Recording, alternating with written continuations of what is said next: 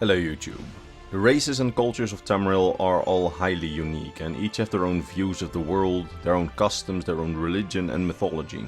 Today we're talking about one of the more interesting mythologies of Tamriel, specifically that of the Argonians, and it's a complicated and convoluted tale. So strap in, as today we're talking about the Argonian creation myth.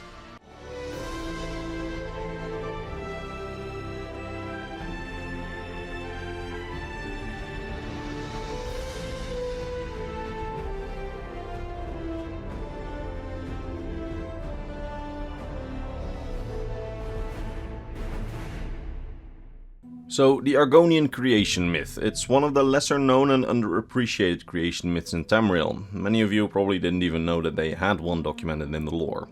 Anyway, to start things off, a couple of disclaimers first. It's important to know that the creation myths of the different races and cultures of Tamriel are all often in many ways versions of the same events. The most common one, the one that we usually draw most parallels to, refers to the intermingling between Anu, the order, and Padome, the chaos. If that all sounds a little bit complicated already, I really recommend watching my introduction to the Elder Scrolls lore video, which is in the description, where I go over the basics of the most common creation myth. Now, second thing you need to know is that the Argonians aren't really culturally unified in various aspects. Different tribes may have different traditions and tales compared to each other, so their creation myths and religions can have some subtle differences between each other, especially between different tribes living far away from each other in the swamps. The creation myth that I'm talking about here in this video comes from the Adzi-Kostil tribe in the region of Murkmire, which is the only concrete Argonian creation myth that we know of, so it might be a more commonly accepted version of the myth in other tribes as well, but it might also not be. We don't really know as of right now, since this is the only one that we have that's documented. Alright. So, the Argonian creation myth states that in the very beginning there was only Atak, who is also called the Great Root, the origin of everything. Atak grew and grew, trying to fill all of the void in which it existed, with itself as it grew. Other roots then sprouted from Atak, roots that took names of their own and wanted to fill the space as well. Atak became aware of the existence of these smaller roots, which in many ways were just like him, yet also different in how they behaved. The new small roots enjoyed creating new strange things that only lasted as long as such things changed them. Meanwhile, Atak kept growing until something came from the void. It was similar to a root, but it had scales, eyes and a mouth. This new being called itself Kota, and it declared that it was hungry. Atak called this new being the Serpent, and they fought, biting at each other. The fight created many new things, and eventually they coiled and intermingled so much that they became one being. This one new being, made out of these two primeval beings, then shed its skin, and it cut off the smaller roots that we talked about before, and it called itself Atakota, who then said the word maybe. When Atakota said this word, the skin it had shed earlier gained knowledge of itself and thus became a new kind of being. And this new kind of being started to eat the roots that were cut off from Atakota earlier. And then, despite being dead, this shedded skin followed Atakota around like it was its shadow. This living shedded skin of Atakota we therefore call the Shadow. Atakota kept moving and roiling through the void during this period, devouring each of its fallen scales, which were worlds apparently. But now that Atakota was one, time was a thing, and now all things had a beginning and an end. The Shadow also wished that it could eat the scales, so the worlds, but its stomach was filled completely with the roots of Atakota that it had devoured earlier, which kept growing inside of the Shadow. When the Shadow could no longer bear it, it spat out the roots, which then it almost ate again due to its belly then being empty. But now it saw these roots as its own children of sorts, and instead of eating them, the Shadow told them the many secrets of creation before going to sleep, together with Atakota, who also went to sleep around this point. The roots, which were still awake then, found others and told them of how they had survived and had grown inside the Shadow's belly. Sharing this secret with the others then changed the roots, which then all took new forms and new names. Some of them wanted to keep these new forms and names, and they went on to create new things. They became spirits instead of roots.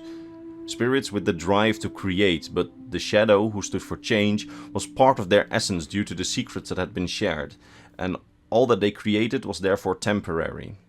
Hunger and conflict then became known to these spirits, and they feared change, calling it death. The spirits were angry and afraid because of death, but the remaining roots showed them rivers in the void that Atakota had created in its path while rolling around. Rivers that could be used to hide from death. The spirits then grew content in the rivers, creating in the rivers as they wished, and in time they grew so much that they forgot the sleeping Atak and Kota and its shadow completely, and thought that they were the only ones left. There came a point, however, when there was no more space in the rivers, so the spirits went to the roots to ask for more rivers and more space to build and create in. The roots, however, were now also asleep, happy and content with their own creations, no longer having the drive to create more, as their creations were so subject to change that they didn't need to grow and occupy more space. The spirits then grew desperate, and out of fear for death and change, they attacked the sleeping Atak and Kota itself, tearing its skin and draining its blood. Atak and Kota was so damaged by this attack that it broke, reverting back to its primal essences of Atak and Kota. Atak remembered being everything at some point, and Kota remembered being nothing at some point, and so they began to fight once again. Learning of the concept of death from the spirits, the fight between them was much more violent than before, generating violence, blood and sap. The spirits then panicked, fighting and devouring each other in their dismay. Some of the surviving spirits drank the violence, blood and sap that was shed by Atak and Kota during their fight, and these spirits grew scales, fangs and wings, alluding to them becoming the dragons, and they would go on to devour everything that they came across. Some other spirits tried to protect what they had created, and a certain strong forest spirit, likely some Argonian aspect of Ifra, saw that the roots loved their creation like she loved their own, and so taught these creations of the roots to walk and talk. These creations told her secrets with new words, and the spirit sang to them. The roots then woke up and joined with the forest to protect their creations. We don't exactly know which creatures this refers to creating, but it's likely that these roots, which were changed by the forest spirit, is what became either the Elmo-Fae, who you can learn more about in my aforementioned introduction video, or perhaps it refers to the creation of other living creatures. The myth is very vague on that, because it can also be said that the earlier fighting between the spirits is some sort of allegory for the Elmo-Fae war, meaning that the Elmo-Fae already existed at that point, so maybe it's other creatures that were created here, but more on that later. Now, the remaining roots then saw that Kota's blood created oceans and Atak's sap created stones. The roots realized that some of the creations that had originally come from the shadow sharing its secrets with the roots had never even known the shadow, as he'd been asleep for all this time, so the remaining roots attempted to wake up the shadow, remember the living shedded skin of Atak and Kota, and it asked it to protect their children. The shadow woke and gazed at the situation. He saw Atak and Kota fighting, perceiving that the world was returning to how it was before everything. It then realized that it was born from Atak and Kota, the fusion of both primeval spirits, and so itself, the shedded skin or the shadow, was bigger than Atak and Kota on their own, so the shadow devoured them both, snake and root, ocean and stone, blood and sap, and then devoured all the spirits. The shadow then looked around for the roots that were its children, and when it found them, it realized that it was itself merely the skin of what came before, and that it now had devoured what had come after, and that this end would always be. The shadow then shed its skin, even though that skin was all that it was, and this skin fell over the roots like a shroud, protecting them with secrets. Okay, that was quite a vague tale. There are many things to be discussed here. First of all, let's remember that the creation myths are in essence different versions of the same telling. Atak is supposed to be Anu, and Kota is supposed to be Padome. Atak and Kota is a very interesting entity though. It seems to be some sort of fusion between both Anu and Padome. And this concept is only present in only one other culture in Tamriel, the Yokudan pantheon, so the pantheon of the Red Guards, where there's a being called Satakal, which is also a fusion between Anu and Padome, or Satak and Akel in the Yokudan version. Now, there's another very interesting parallel here, because in the moment where Atak and Kota says maybe, which I referred to earlier, that seems to be a reference to the creation of the universe, the Oribus, which some sources refer to as the Grey Maybe.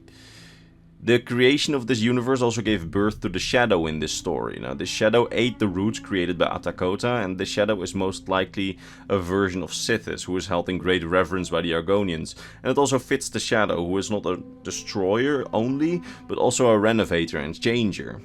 Now, it's important to establish the difference between the roots created by Atak and Kota and the spirits, which seem to have been the roots created only by Atak, who were devoured and later released by the Shadow. It seems plausible to describe the spirits as a version of the Aedra, who wanted to create but found their creation subject to time and death, and the other roots as the Daedra, which also created but their creations changed so much that they didn't need to grow. This also fits because the spirits, desperate for more space for their creations, attacked Atak and Kota, tearing its skin and drinking its blood to obtain more power. This feels very similar to how the gods of creation noticed that their power was waning during the creation of the world in other creation myths, and then tore out the god Lorkhan's heart from his chest. Again, watch my introduction to the Elder Scrolls lore video for that whole thing, but in their attack, the spirits separated primeval beings again, which then began to fight once again. And in their despair, the spirits began fighting and devouring each other as well. Like I said, this feels like a bit of a reference to the Elnofey Wars at the beginning of the world from other creation myths, although that is a bit vague, because there's also some references to what could be the creation of the Elnofey in other parts of the story. Although, that could also refer to the creation of other living creatures on Tamriel.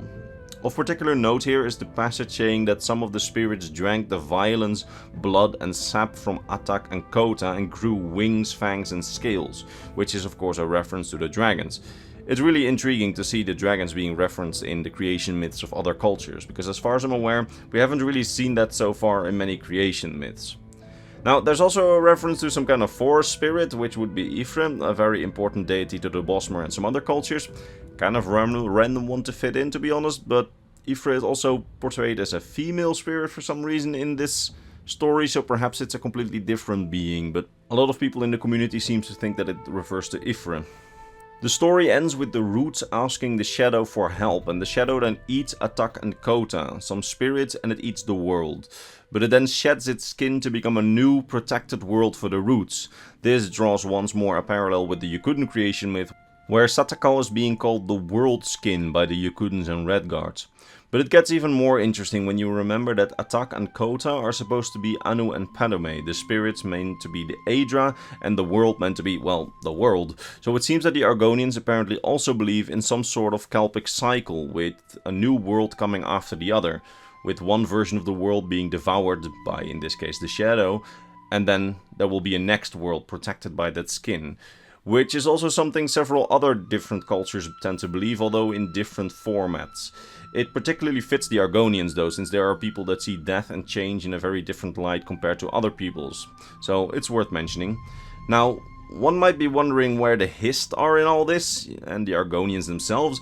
It's a fair question, but this tale strangely makes no direct mention of the Hist or how the Argonians themselves came to be, but we may take some educated guesses regarding this, because we do know that the Hist are a very ancient race of sentient trees, but it's unclear if they originated from Tamriel along with the Elnofey, or if they, as some sources claim, came from Oblivion instead.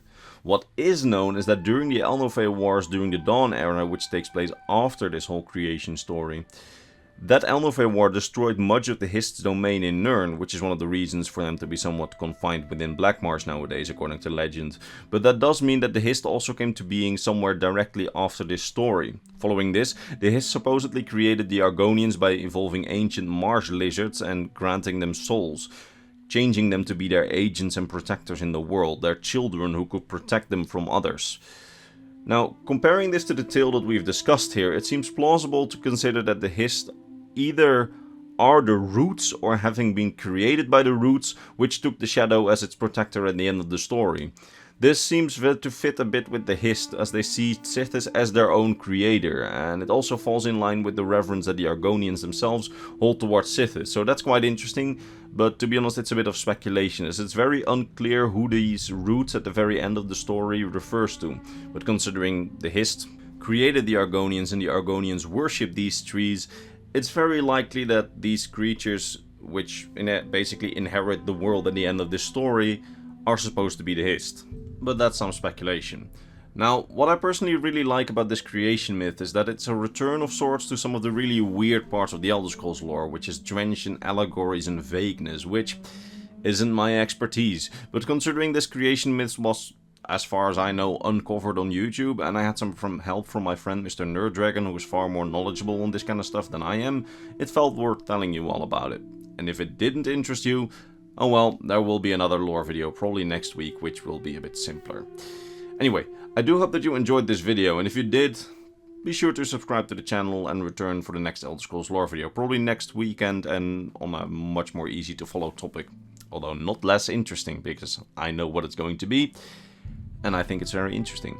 Now, all that remains for me to be done is to thank my top Patreon subscribers, Mr. Bernardo Binda, Hist Soul, Gabriel Binda, Athena Yodis, Doji, Fenrir, King Chris, Pavel T, Bentham Gwar, Volkir of Argonia, Leo Worley, and Sword of Bushido.